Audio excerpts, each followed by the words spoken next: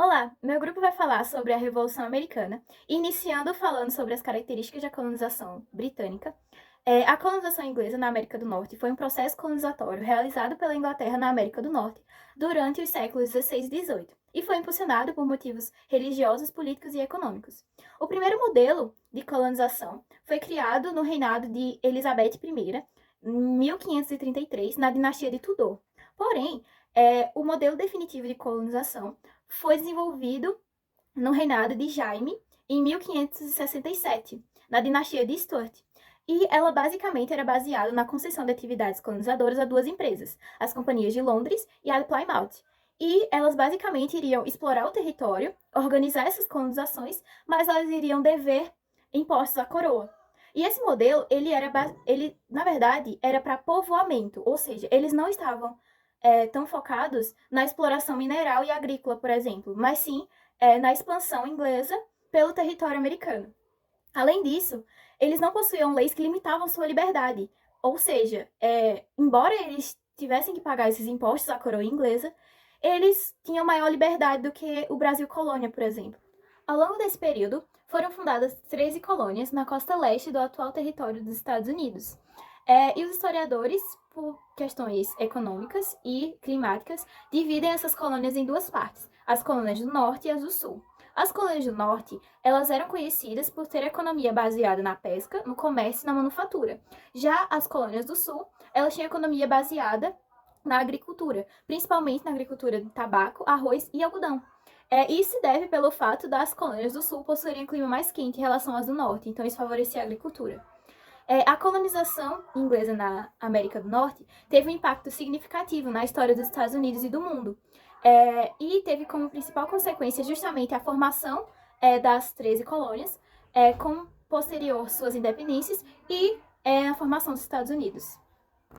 Bom, falando agora sobre a formação das 13 colônias inglesas, a gente pode destacar alguns pontos que incentivaram a colonização da América do Norte pelos ingleses. Nessa época estava rolando a Reforma Protestante na Inglaterra e a criação da Igreja Anglicana por Henrique VIII. E também estavam rolando várias perseguições religiosas, justamente porque a Igreja Anglicana foi estabelecida como uma religião oficial. Então, qualquer pessoa que não aderisse a essa religião era perseguida. Então, muitas dessas pessoas viram como uma alternativa vir para a América como uma forma de fugir dessa perseguição religiosa.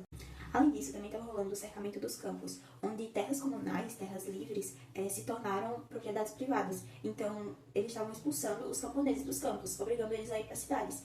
E isso fez com que várias dessas pessoas que foram expulsas do campo quisessem sair, né? Vissem como alternativa vir para a América como uma forma de reconstruir sua vida, uma forma de começar do zero.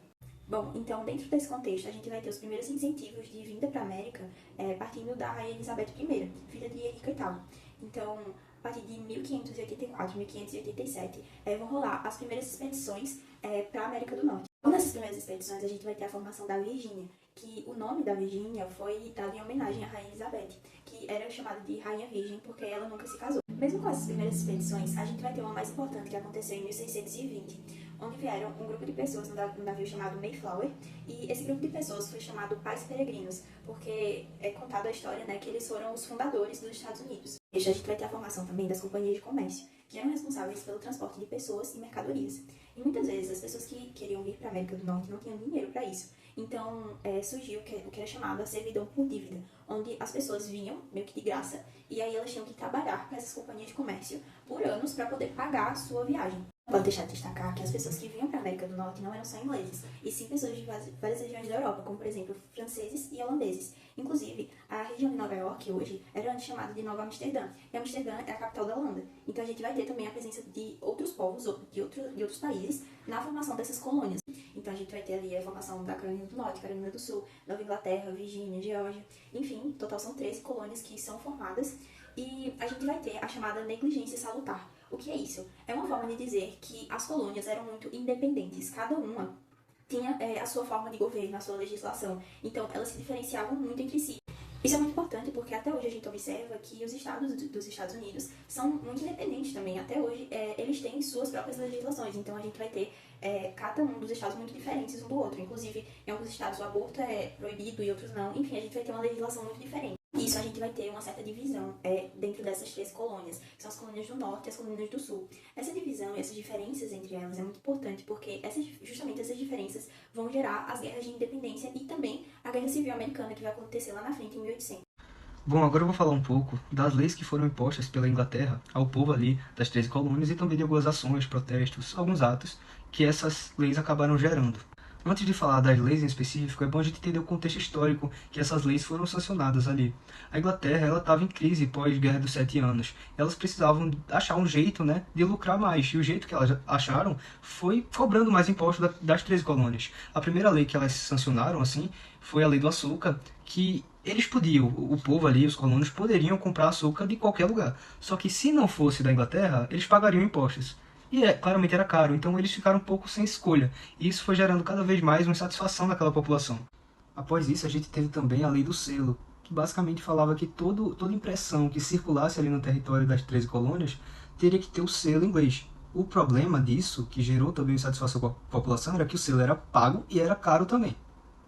E além de tudo isso, a gente teve a Lei do Chá, que foi um dos motivos também para o movimento de independência, porque foi um não aguento mais ali da população, onde basicamente a lei tirava, ou melhor, dava um monopólio à Inglaterra do chá das 13 colônias. Eles também não podiam mais escolher essa matéria-prima, a que eles queriam, tinha que ser da Inglaterra.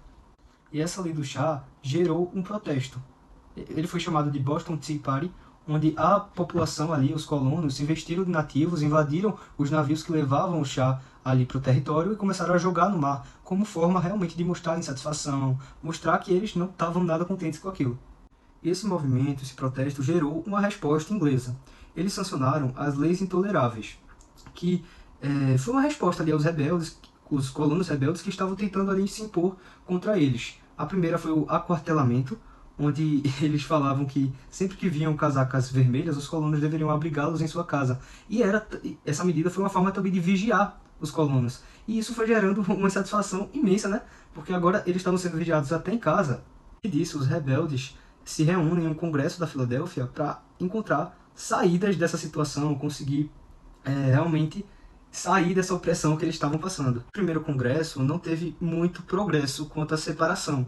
No segundo congresso das Filipinas, eles de fato conseguiram esse processo separatista, começaram a dar início nisso. E aí começou a se desenrolar mais esse processo de independência.